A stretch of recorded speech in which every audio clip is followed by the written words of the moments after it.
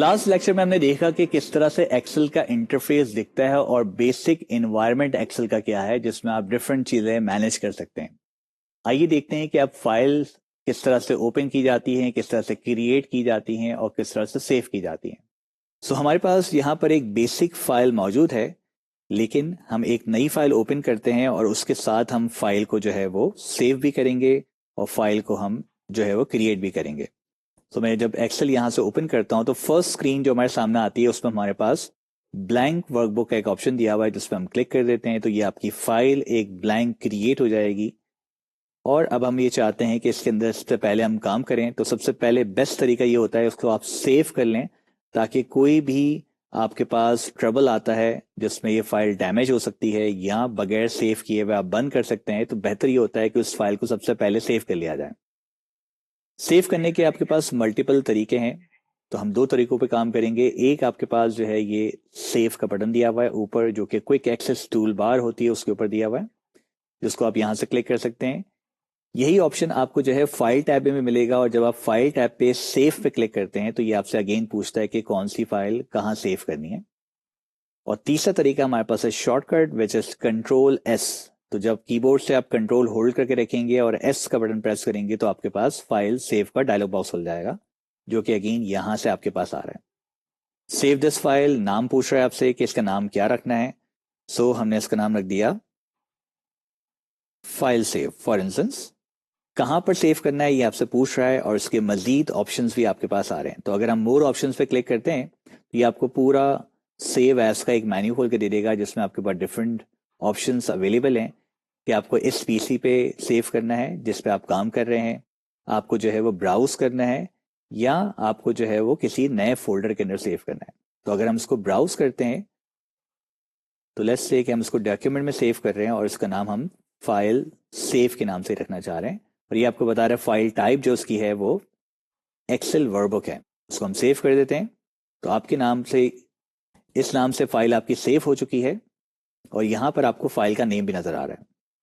But sometime in future आप ये चाहते हैं कि इस फाइल का डुप्लीकेट आप सेव करें, तो जब भी आप डुप्लीकेट सेव करेंगे उसका मकसद ये होगा कि भाई जो फाइल मैंने बनाई है वो सेव रहे, लेकिन उसकी एक मैं कॉपी बना के एज अ बैकअप रखना चाह रहा हूं, ताकि इन फ्यूचर अगर कभी मेरी फाइल डैमेज हो जाती है या आज तक जितना काम मैंने किया है उसको मैं सेव करना चाहता हूं, तो वो आप उसकी डुप्लीकेट बना सकते हैं।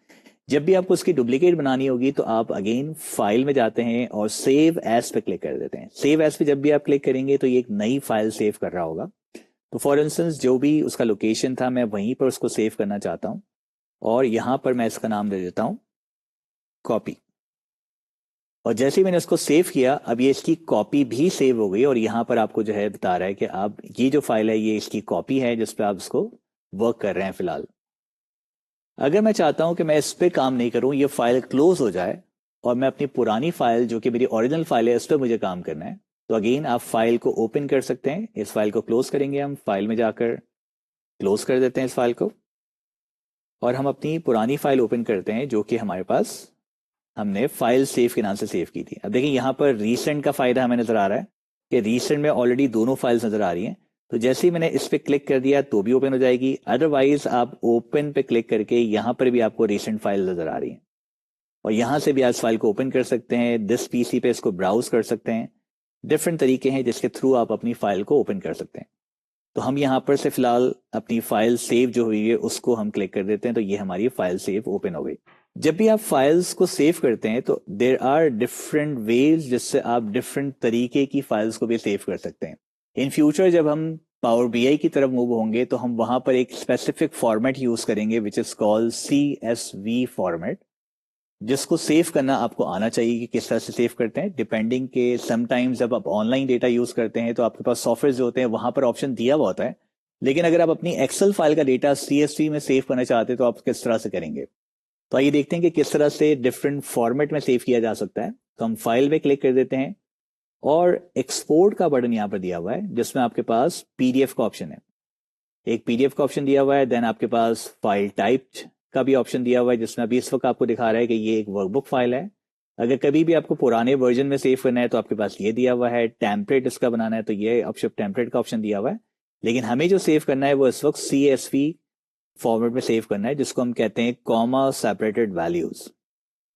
और उस पर मैं जैसे क्लिक करता हूं तो ये फाइल, वैसे तो आपको नहीं पता चलेगा कि क्या हुआ, लेकिन इसका फॉर्मेट चेंज हो जाएगा।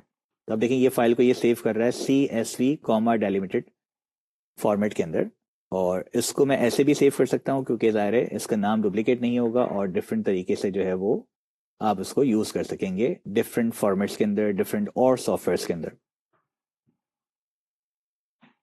अगर इसी फाइल को मैं सेव करना चाहता हूँ PDF फॉर्मेट में तो किस तरह से करते हैं, but just to get the better understanding हम अपनी ओरिजिनल फाइल पे आ जाते हैं जिसपे हम एक्टिविटी कर रहे थे, ताकि उस डेटा को हम जो है एक PDF फाइल में सेव कर पाएं। तो अब हम अपनी एक्सेल एसेंशियल वाली फाइल ओपन कर रहे हैं जिसमें हमारे पास ये एक डेटा मौजूद है और हम चाहते हैं कि ये जो फाइल है ये PDF फॉर्मेट पे सेव हो जाए। PDF फॉर्मेट क्या होता है? PDF फॉर्मेट एक फॉर्मेट है जो कि ज़्यादातर इंटरनेट पर जब हम अपलोड करते हैं या डाउनलोड करते हैं तो आपको PDF फॉर्मेट डॉक्यूमेंटेशन के साथ मिलता है। और उसका फ़ायदा क्या होता है कि वो लाइट फाइल होती है, आपको ओरिजिनल एक्सेल फाइल भी अपनी भेजनी नहीं पड़ेगी और ईजिली उसको सेव भी किया जा सकता है। तो हम फाइल पे क्लिक करते हैं, एक्सपोर्ट पे क्लिक कर देते हैं और यहाँ पर क्रिएट PDF का ऑप्शन दिया हुआ है। तो जैसे मैंने क्रिएट PDF किया, ये आपसे अगेन पूछता है कि फाइल कौन सी है, कहाँ सेव करनी है। तो लेट्स सेव लाइक दिस, और मैं जैसे ही इसको पब्लिश करता हूँ तो आपकी जिस करंट शीट पे मैं मौजूद था वो करंट फाइल, करंट शीट जो है वो आपका PDF फॉर्मेट में सेव हो गई। तो इस तरह से आप जो है वो PDF फाइल्स को सेव कर पाते हैं।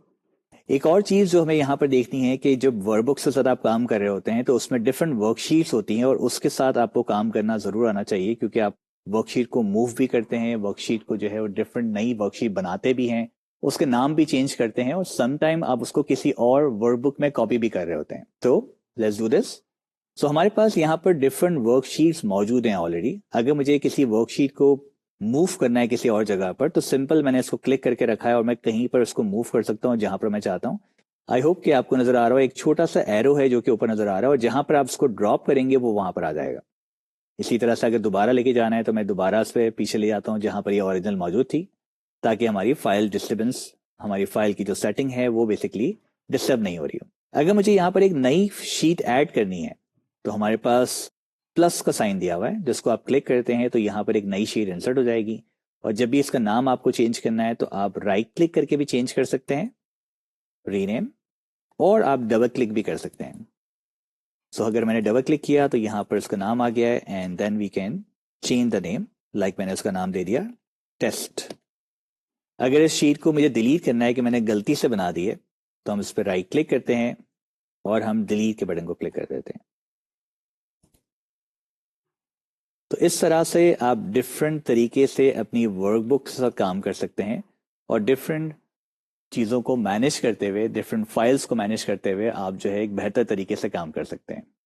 तो इस टॉपिक में हमने देखा कि किस तरह से फाइल को सेव किया जाता है, ओपन किया जाता है, किस तरह से आप जो है वो अपने डिफरेंट फॉर्मेट्स के अंदर फाइल्स को सेव करेंगे और अपनी वर्कबुक में वर्कशीट्स को किस तरह से मैनेज करेंगे।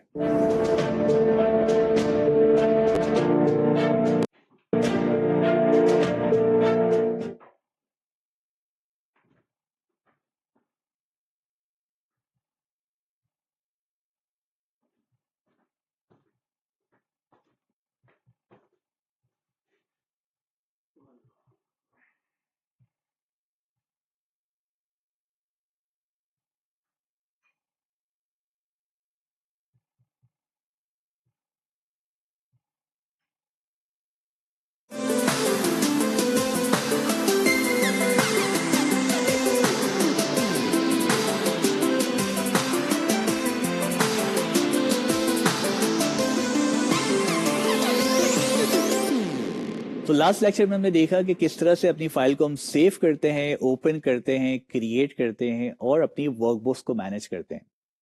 इस टॉपिक में हम देखेंगे किस तरह से आप जो है वो इजीली डेटा को एंटर कर सकते हैं और उसको एडिट कर सकते हैं। तो आइए स्क्रीन पे चलते हैं।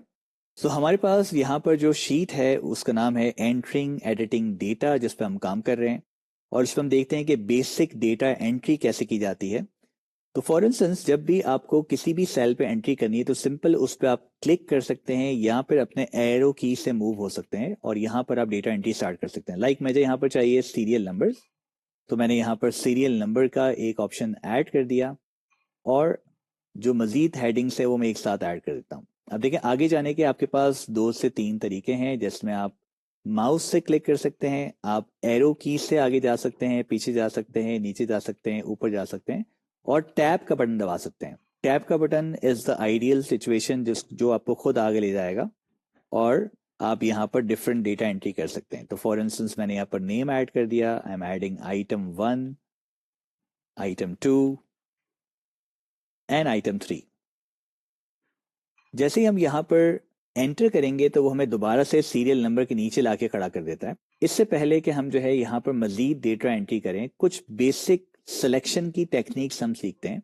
तो जब भी आप एक्सेल में कोई चीज़ सेलेक्ट करते हो माउस के थ्रू, और जहाँ से आप सिलेक्शन स्टार्ट करते हैं, तो आपके पास पहला बॉक्स जो है हमेशा वाइट रहता है, जो कि आपको बताता है कि यहाँ से आपने सिलेक्शन अपनी स्टार्ट की है। लाइक अगर मैं यहाँ से कर रहा हूँ तो ये यहाँ से स्टार्ट रहेगा, यहाँ से किया तो ये वाला एम्प्टी रहेगा। तो आपको बता रहा है कि स्टार्टिंग पॉइंट आपका क्या है। इसी तरह से जब आप यहाँ पर डेटा को सिलेक्ट करेंगे तो वो भी इसी तरह से नजर आ रहा होगा।